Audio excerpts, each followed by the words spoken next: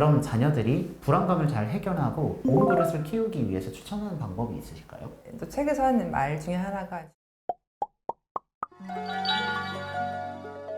근데 제가 이야기를 들으면서 좀 생각을 한 게 내가 A 유형이고 우리 아이가 A 유형이면 나랑 똑같이 행동하니까 예. 얘는 어떻게든 대처가 될 것 같은데 나는 A 유형이고 학생은 B 유형이면 그러면 약간 대처하기가 좀 힘들지 않을까요? 저도 이제 A유형, B유형이 다른 걸 몰라. 저도 이제 책을 통해서 배운 거니까 책을 쓰면서 네. 몰랐을 때는 사실 저희 애가 진짜 이해가 안 갔었어요. 그래서 저는 A 유형이 유형이고, 다르군요. 예, 우리 애는 B 유형인데.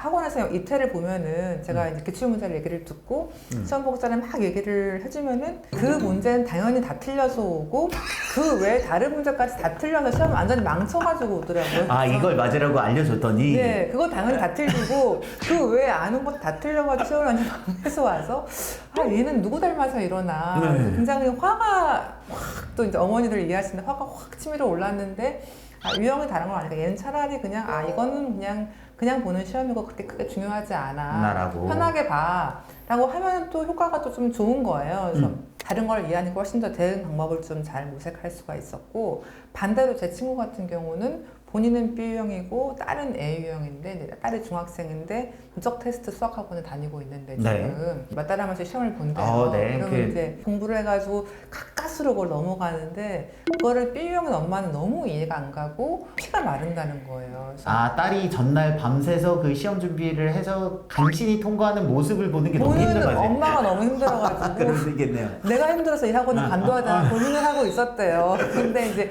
저희 책을 보고 아 이게 다르구나 그쵸. 그래가지고 그걸 이해를 한다면 훨씬 마음이 편했다라고 말씀을 하시는데 자기한테 통하는 방식이 아니라 애한테 맞는 방식을 파악을 하시고 그에 맞춰가지고 지도를 해주시는 게 굉장히 도움이 될 수 있다라는 말씀을 드리고 싶어요. 저는 그리고 이 책을 읽으면서 재밌었던 게 책에서 이야기한 대로 원래는 저는 불안이 부정적인 감정이라고 생각했거든요. 근데 책에서는 불안을 잘 활용하면 오히려 운을 좋게 만들 수 있다라고 얘기를 하더라고요. 근데 그 운이라는 게 제가 생각하는 것처럼 럭키, 그러니까 그냥 랜덤한 그 행운은 아닐 것 같은데 이게 어떤 이야기인가요? 사실 운이라고 하면 이제 우리가 쉽게 뭐 운이 좋다 나쁘다 이런 말씀들을 많이 하시잖아요. 근데 저희는 이 책에서 그 표현 자체가 맞지 않다라고 얘기를 하고 있고요. 그 이유 중에 하나가 운 좋다, 운 나쁘다라는 말은 마치 이 사람은 운이 좋게 태어난 사람이라는 전제를 깔고 있는데 그렇죠. 사실은 누구든지 충분하게 행복하고 만족하게 살 만큼의 운 그릇을 타고 난다라고 이제 저랑 같이 쓰신 이서연 선생님 말씀을 하시고 계세요. 다만 그 그릇을 얼만큼 채우냐에 따라서 이 사람은 잘 풀리는 것처럼 보일 그쵸. 수도 있고 그렇지 않은 걸로 보일 수가 있는데 그 그릇을 꽉 채우는 사람들은 굉장히 만족한 삶을 살 수가 있는 거고 이 그릇을 바닥만 이렇게 물이 찰 정도로 채운다면은 좀 힘든 삶을 살 수가 있는 거죠. 근데 그 운을 활용하는 것은 결국은 본인이 어떻게 하냐에 따라서 달려있고 그 중에 가장 중요한 단초가 되는 감정 중에 하나가 불안이다라는 얘기를 저희가 하고 있어요. 그래서 저희가 이제 운이란 것은 효율성이다라고 얘기를 하고 있는데요.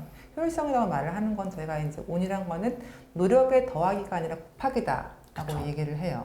만약에 더하기라면 노력이 0이어도 그 값이 플러스가 나올 거 아니에요. 아, 그런 의미군요. 예, 근데 노력 없이 그냥 좋은 일 바라는 건 사실 요행을 기대하는 거고 노력이 있을 때 그 몇 배의 성과를 거둘 수 있도록 도와주는 게 운이고 그렇게 최고의 결과를 가져올 수 있도록 도와주는 게 운이다라고 저희가 책에서 설명을 하고 있어요. 그러면 구체적으로 그런 운의 그릇을 키우거나 확장하는 연습 방법 같은 게 있을까요? 특히 저희도 그렇지만 저희 아이들은 좀 그릇을 키워주고 싶다는 소명을 그쵸, 다 누구든 그럼요. 하실 것 같은데요. 운의 그릇을 키워줄 수 있는 자질들이 있는 건 사실인데 중요한 것은 이제 운의 그릇을 키우기에 앞서 운의 그릇을 채우는 게 먼저다라고 저희가 얘기를 하고 있어요. 그 이유는 그 채우는 과정에서 내 강점이 무엇인지를 알게 되고 그걸 활용을 해가지고 앞으로 나아가는 걸 배우기 때문에 그릇을 채우는 게 우선이 돼야 되고요. 두 번째는 그 자질들을 전 과목을 다 만점 받을 필요가 없이 하나만 좀 우수한 자질이 있어도 그걸 키워준다면 아이가 충분히 그릇을 키울 수 있다라는 걸 말씀을 드리고 싶고요. 강점을 키워야 된다는 거죠. 예, 네. 그 자질들 중에 이제 중요한 것 중에 하나가 학습 능력인데, 네. 이제 그 학습 능력은 공부 잘하는 학습 능력하고 조금 약간 거리가 있고, 어떤 실천적 배움을 가진 능력이라고 저희가 말을 해요. 그래서 이제 다른 사람한테서 배우고, 자신의 역사를 보면서 배울 수 있는 능력을 가진 게 굉장히 중요하다라고 얘기를 하고 있고요.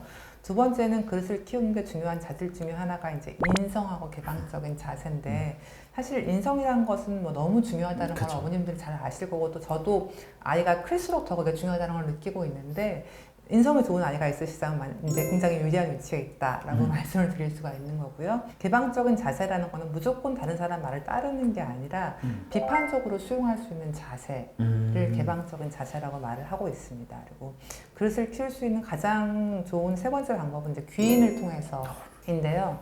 사실 저도 다른 어머님들하고 얘기를 하면서 다 이제 아이가 커서 좋은 사람 만나고 좋은 네. 친구들을 만나길 바라시더라고요. 근데 굉장히 저도 이 책을 쓰기 전에 오해했던 것 중에 하나가 귀인이라고 하면 굉장히 좀 잘 나가는 친구, 네. 성공한 사람, 그렇죠. 돈 많은 사람 이렇게 그렇게 좀 막연하게 생각을 했는데 오히려 반대로 그런 사람들은 다른 사람의 에너지를 이용해서 그 자리에 올라가는 경우가 많다라고 저희 그럴 수도 책에서 있겠죠. 얘기를 하고 있어요. 그래서 귀인이라는 거는 이 사람의 사회적 성공, 또 아이들 같은 경우는 공부를 잘하거나 전교 회장인 친구가 중요한 게 아니라 어떤 좋은 에너지를 주고받는 사람이 귀인일 수 있다라고 얘기를 하고 있고요. 사실 귀인이 제일 잘 나가는 친구가 아니라 내가 운영하는 커피숍에 새로 들어온 직원이 귀인일 수 있다라고 말을 하고 있어요. 반대로 내 에너지를 좀 빼앗아 가는 사람이 있잖아요. 저희가 네. 에너지 뱀파이어라고도 얘기를 하고 깃발린다라고 얘기를 하는데 이제 아이들 관계에 있어서도 좀 아이가 좀 감정적으로 힘들어하거나 굉장히 좀 이렇게 에너지가 좀 이렇게 나가는 것 같은 그런 친구가 있으면은 어머니들이 좀 그런 거를 관리를 해주시고 아이가 그 친구랑 거리를 둘 수 있게 도와주시는 게 굉장히 중요하다고 저희는 얘기를 하고 있어요. 그래서 아이한테 맞지 않는 친구랑 거리를 두는 기술을 알려주는 것만 해도 굉장히 나중에 아이가 오늘 활용하는 데 도움이 될 수 있다라고 저희 책에서 말을 하고 있습니다. 그럼 마지막으로 결국 우리 부모님들이 이 영상을 보는 건 자녀들이 잘 성장하길 바라는 거잖아요.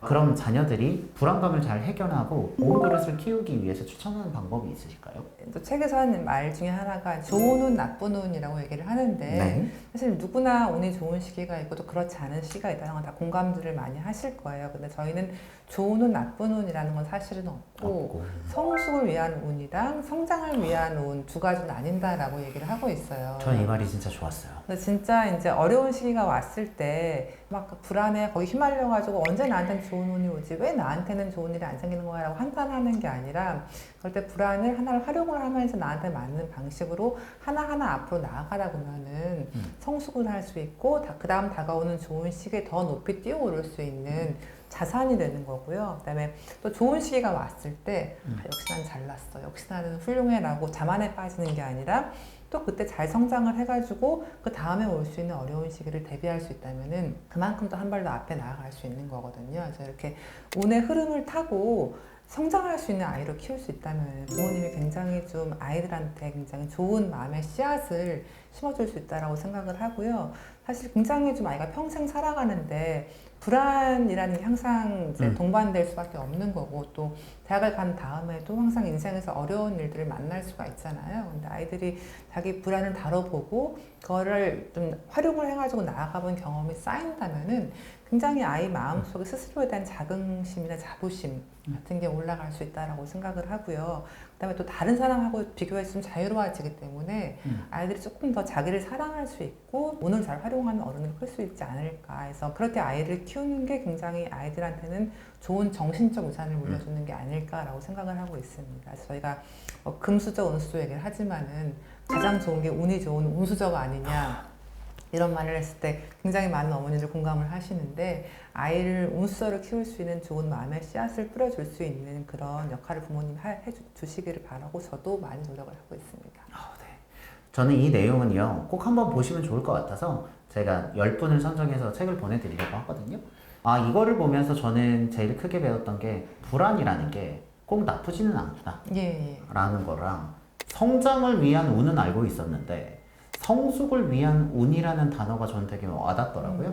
학부모님도 아이가 공부를 잘해도 불안하고요. 못해도 불안한데 이런 마음을 잘 다스리는 계기가 되었으면 좋겠습니다. 오늘 나와주셔서 감사하고요. 저희는 다음에 또 좋은 내용으로 찾아뵙겠습니다. 여러분들의 교육을 응원합니다. 저희는 대치동 캐슬이었습니다. 감사합니다.